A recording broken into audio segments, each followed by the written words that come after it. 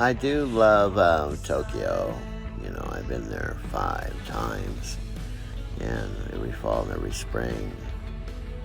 Now I've had a 2-year break and counting. Hope to go back soon to Tokyo and Japan, Kyoto, Nagoya, Fujisawa, the whole 9 yards.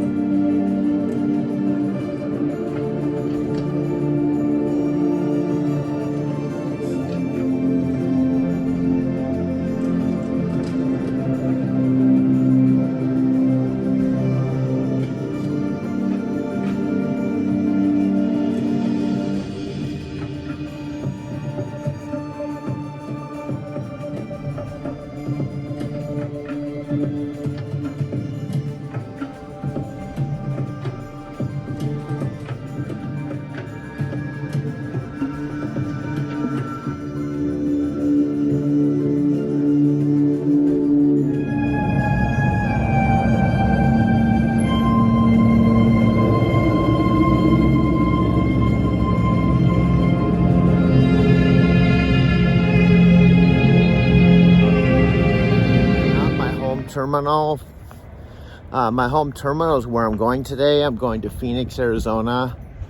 My last 3 loads have been, I got them all done, but they haven't flowed like they normally do, and they've been really super tight transit time where I didn't have any time to waste. But today, and I actually rejected 2 loads previous to this because I'm number one, I'm on recap hours, and I didn't have the hours to do them.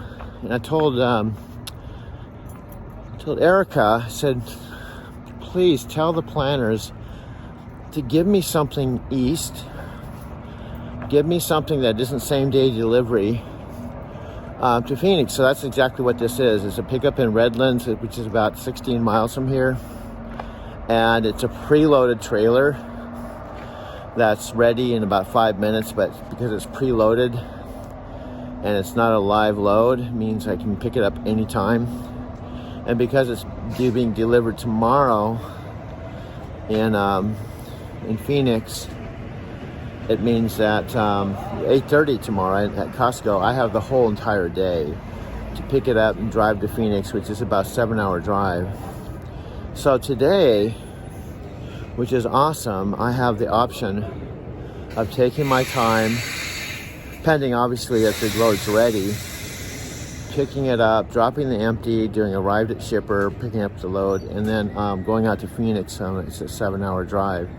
And then I have till 8:30 tomorrow morning to deliver it. So I actually have the option, if I choose to park in my home terminal, Phoenix, later this afternoon, park, and go home tonight. Well, it's about a 67-mile drive home and about an hour home if I feel like it's worth it. I have to drive home tonight and then drive back to the terminal early tomorrow morning, deliver the load, drive the truck back to the terminal, and go home again for my 2 days off. I'm taking 2 days off if I want to. So I do have that option. Or I can just camp out on the way and deliver this tomorrow morning. I'll make the decision en route. But right now, I'm just doing this TransFlow. Usual. I never deliver anything like this. The place I picked up, there wasn't anybody there. They just had a trailer full of, it was called animal bedding. And what it was is ground up wood shavings that was kind of soft in these big plastic bags. There's 32 pallets of it. And the place I went to was a ranch that took care of these really beautiful horses, and it was the bedding so they could put down on their bedding. So they had soft things to walk on, and they were those horses that jump over things and stuff, and they took care of the horses. So I literally drove in. It wasn't really made for like big trucks, so I had to make a really wide turn into the gate and not hit the call box or hit the gate or hit the fence or hit anything, and then drive down the driveway and then up to a flat area.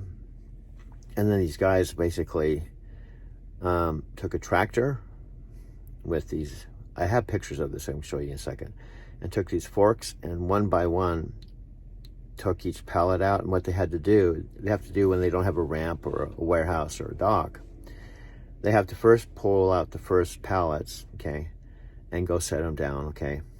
Then pull out what they can reach with the forks and pull them out and set them down. And then these two guys took the hand forklift, and they would, a hand pallet jack, they call it. I actually took a picture of it. And they go in, they turn the pallet around, and they bring it to the end of the truck, and then the tractor does the same thing. They unload the whole truck like that. And that's what happened this afternoon.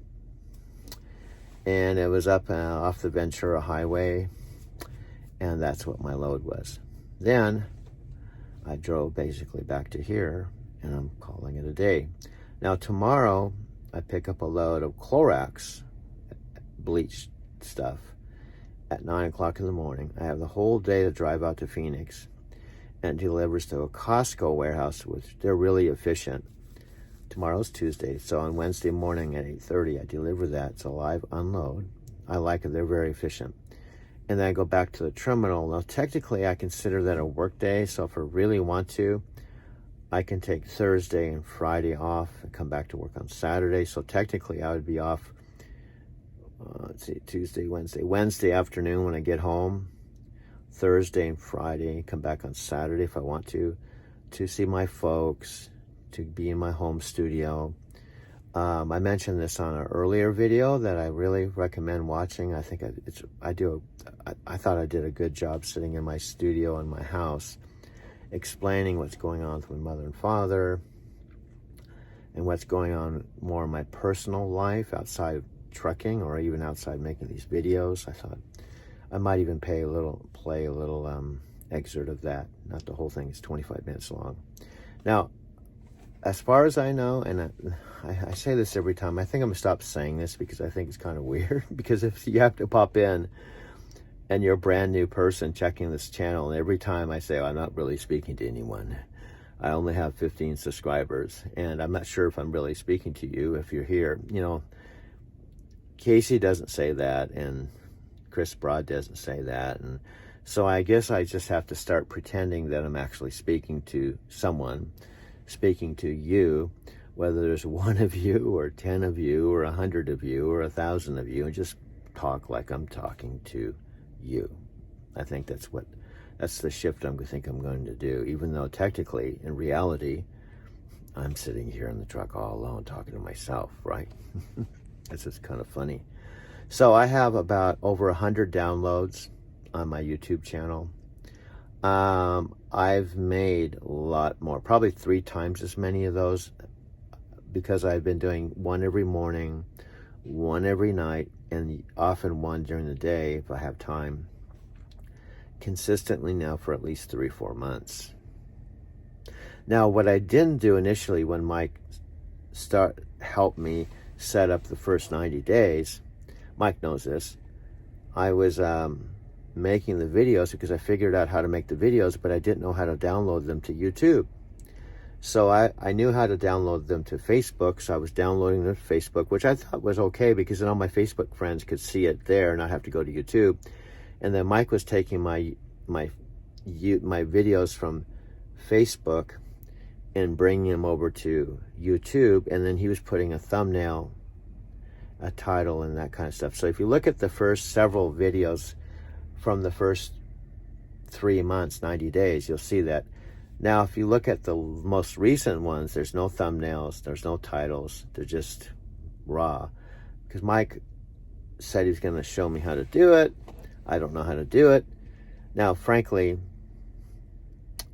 I could probably find out through YouTube how to do it and do it. So eventually I'm going to get that done. It does add a nice touch, but I think the most important thing from my perspective is making the videos, okay, themselves. That's my main focus. Because do you to be honest with you, I work 12, 14 hours a day, and it's a lot just to make these videos and then download them onto my photo library and then download them onto YouTube. And then oftentimes I put them on while I'm going. I'm not fixating on it or majorly distracted, but I put them on and I play them while I'm going down the highway so I can listen. And, you know, like I would be listening to music or listening to anything else, Sirius XM. And then I come up with new ideas, and I may do some edits that night.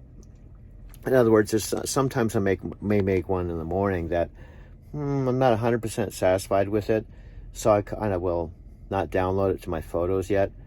And then maybe I'll have a not so tight transit time on the load where I can stop at a rest stop and look at it, add some pictures, add some stuff to it. And then once I feel like it's okay, I'll download it to photos, and then it takes a while to do that. Actually, it goes pretty fast. They'll say it's been added to my library, and then I'll download it to YouTube, and that's when it takes a while. It might take several hours, especially if it's a video that's an hour long. And that's what I do essentially every day. That's how my life is. That's what my life is, driving to Tokyo Life right now.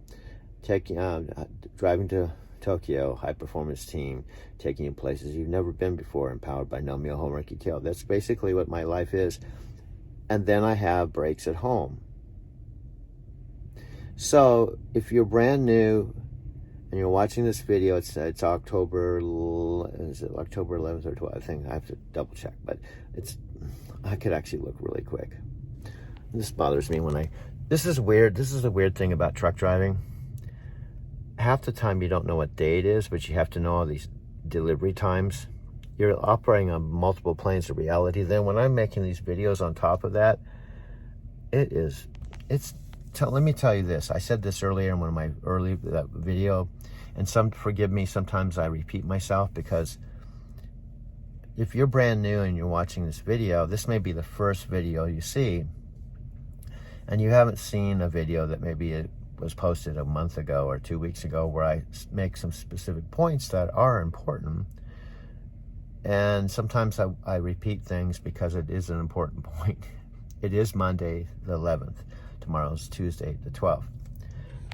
And it's a point I'm making because as a truck driver, this may seem really odd and weird, but it's true. I'm going to put this back up here. Okay. Oh, I have my other iPhone on where I want to put the mount here. Now, I want to point this out, especially if Mike's watching. I'm intentionally doing this like raw, like let me try to explain this. Okay.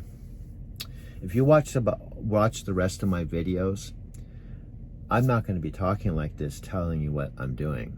I just put the stuff in there. I blend things together. Now, I may not tell you why I'm blending this. I may not tell you why I'm sharing these pictures. I may not tell you why I'm showing these priests chanting Nam Myoho Renge Kyo, Hoben Pandani, Niji say. I may not do that. I'm in the background making decisions and blending things. And then I'm doing that like an artist, like a video artist, or like this is a blank canvas and I'm taking paints and I'm just painting a painting in front of you. This time I've decided I'm going to do more just kind of having a conversation with you as though you're sitting in the truck with me. Now, I've talked to Mike about riding in the truck with me, and since I don't know if that's going to happen or when, or if it's ever going to happen, I'm just going to kind of pretend that potentially you're sitting here when you're out there. I really want this to feel kind of real, like natural. And I give credit where credit's due. I give credit for even what I'm doing now to Mike and Michelle with the Video Matrix, because to be honest with you, this is like a little Video Matrix testimony or commercial. I want to try to be as clear and specific as I can, and be as honest and authentic as I can. It's not that I've never done any videos or hangouts or done any, I have actually a Doug Wirma YouTube channel. If you go to check it out, it's a whole hodgepodge of videos over the years that I've done, including videos in Japan, videos in the truck, videos at home. And you can definitely see the difference in how I look. But that was the extent. It was very, very, and you could say this is real amateurish too. You could watch these videos where I'm just being honest and raw and doing pretty much what I did on Doug Wirma, or when I was in Japan and just shooting a video, like pushing the record button, and then when I was done, I would turn it off and I'd take that video, like this one's 11 minutes and 32 seconds, and I just would download it to Facebook and it'd be there. There would be no editing. There wouldn't be any music. There wouldn't be any photographs blended with it. There wouldn't be any voiceover. It would just be a raw, simple video.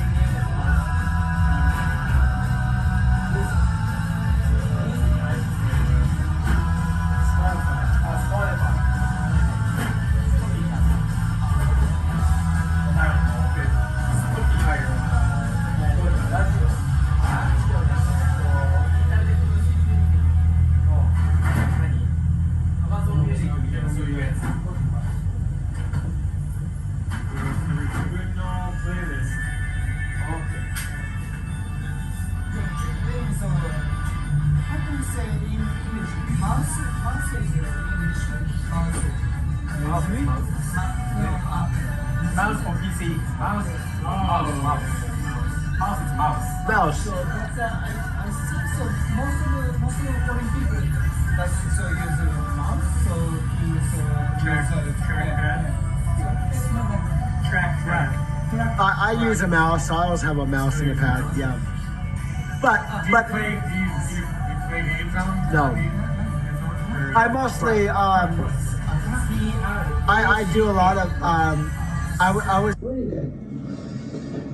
What are you doing?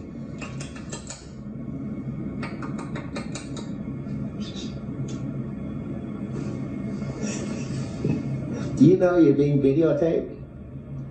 Huh?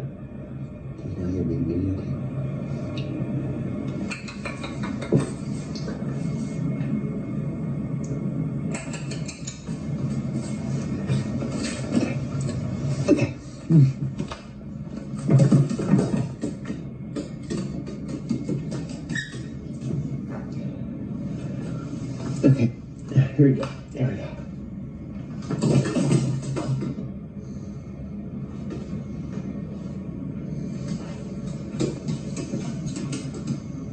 Oh, good job. You like him.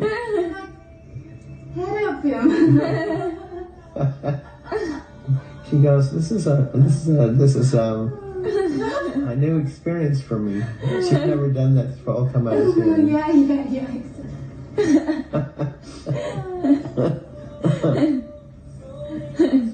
It's funny. But no, call That's you. oh you?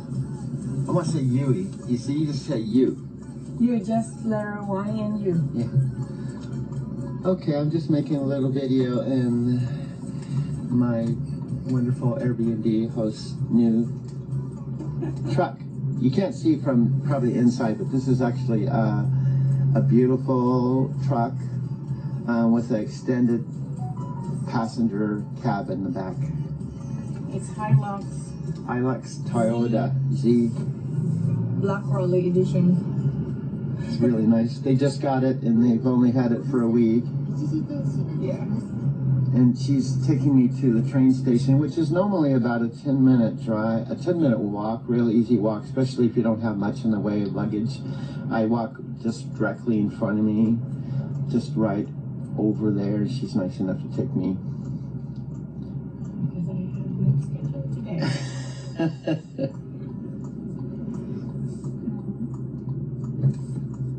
I'm still a bad driver though. She thinks she's a bad driver. She's been driving about a year and a couple months. And I guess in Japan, you had to take a special course to learn to drive, right? Special course, yes.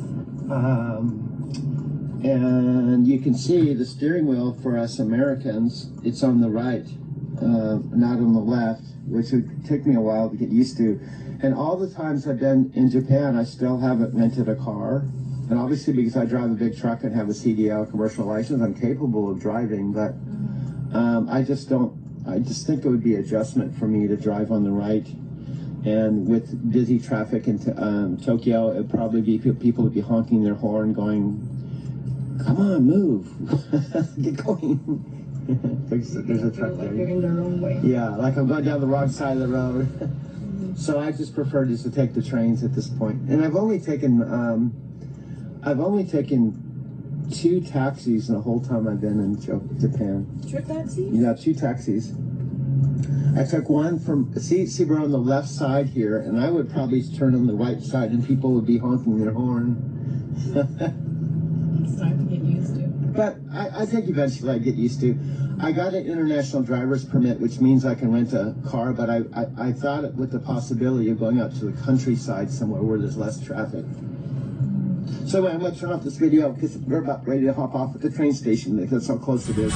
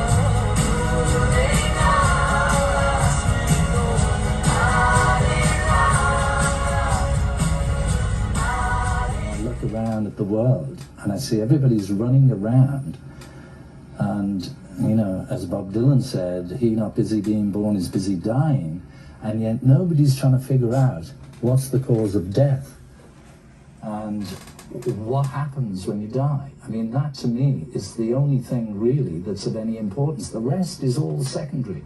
I believed in the thing that I read years ago, which I think was in the Bible. It said, knock and the door will be opened. And it's true. If you want to know anything in this life, you just have to knock on the door, whether that be physically on somebody else's door and ask them a question, or, which I was lucky to find, is the meditation. It's all within. Because if you think about it, there isn't anything, I mean, in creation, the whole of creation, that is perfect. You know, there is nothing that goes wrong with nature. Only what man does, then it goes wrong. But we are made of that thing.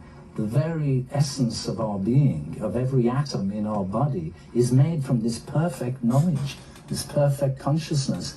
But superimposed on that, I mean, we're getting really transcendental here, but that our physical being is really on a very, very subtle level. It's just like the sap in a tree is the sap, and it runs throughout all the parts of the tree. Now, it's like that. Our bodies are manifesting into physical bodies, but the cause, the sap, is pure consciousness, pure awareness, and that is perfect and perfect knowledge. But we have to tap into that to understand it. You know, as I say, I realize I want to, you know, I just want more. This isn't it. This isn't it, you know. Fame is not the goal. Money, you know, although money's nice to have, it can buy you a bit of freedom. You know, you can go to the Bahamas when you want, but it doesn't, it's not the answer. And the answer, you know, is how to get peace of mind and how to be happy. That's really what we're supposed to be here for.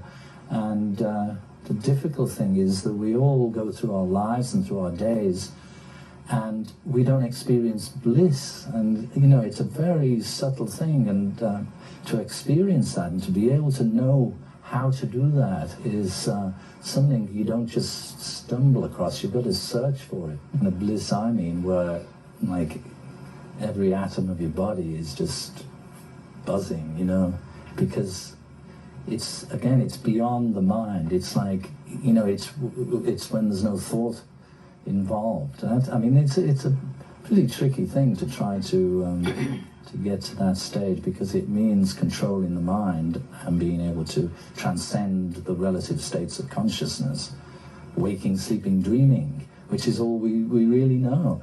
But there is another state that goes beyond all that, and it's in that state, that's where, you know, the bliss and the knowledge, you know, that's available is.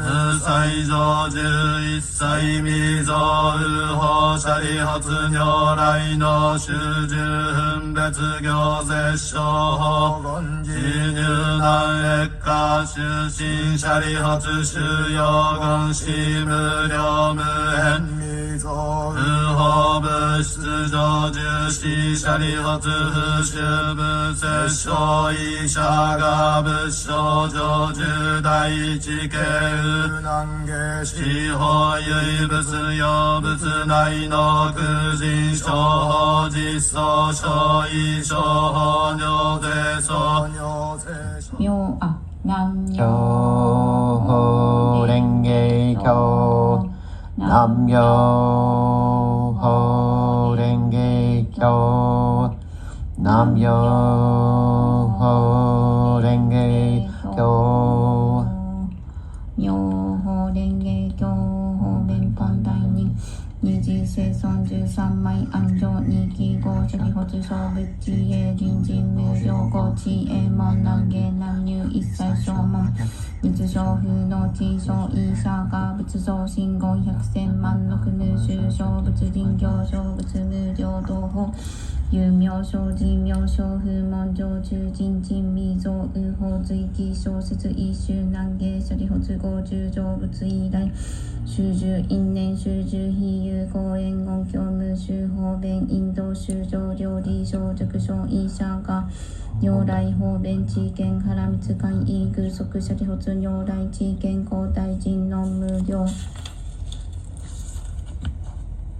無芸力無償意前上下脱三枚人入無祭上十一切未造右法諸理発如来の修十分別行政商法言人入難越下修身諸理発修養言心両無変未造右法物質上重視諸理発不修仏摂生医者が仏性上重第一系右難下司法唯物用物内の空人小法実相小医小法尿税総尿税小尿税大尿税力尿税三尿税陰遠尿税下尿税法尿税本膜教頭小医小法尿税小尿税大尿税力尿税三尿税陰尿税遠尿税下尿税法本膜教頭小医小法尿税小尿税小尿税大尿税力尿税三尿税遠尿税下尿税法尿税本膜教頭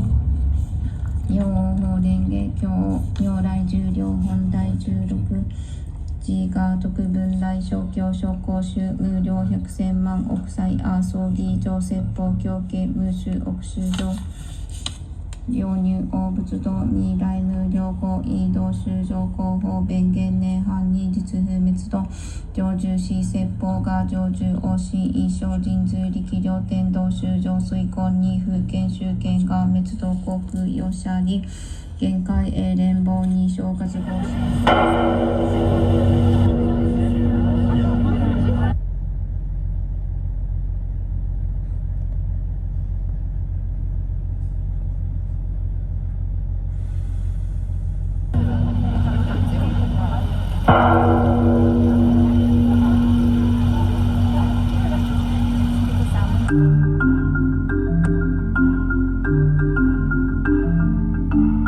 Coming here and seeing it is just a completely different experience.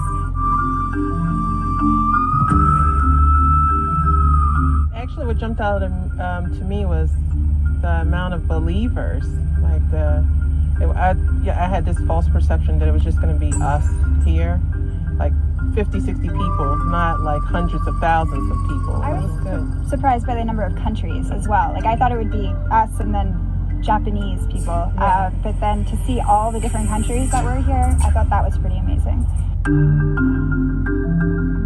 The biggest surprise it was this morning when I saw all the Gohonsan, how they preserve all these Gohonsan for so many years.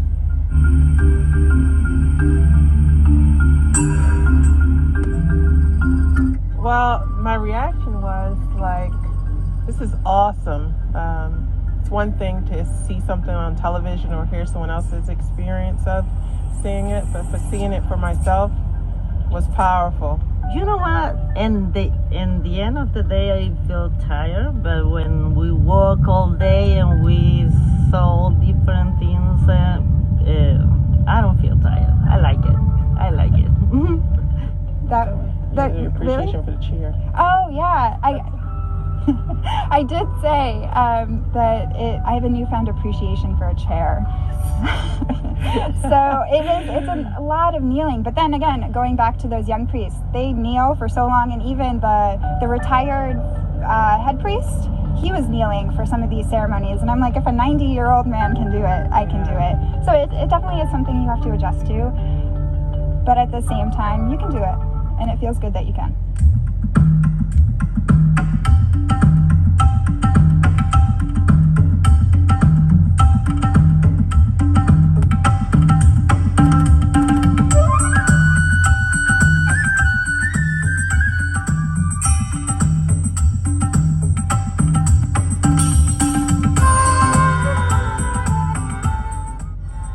That's beautiful.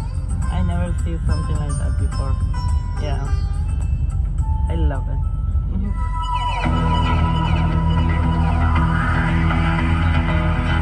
That is something I would be interested in experiencing again, like setting a goal, like experience at least every 2 years, to keep my practice and my conviction strong by coming to Tozan. And I think you can't possibly go to everything. You know, I mean, like today we saw the Gahanzins, but then you could go see the Gosho passages, and that's something I would like to come back and see eventually. And I feel like each time you can probably get a different experience out of it and see more. And as your practice deepens, you inevitably will take more out of it.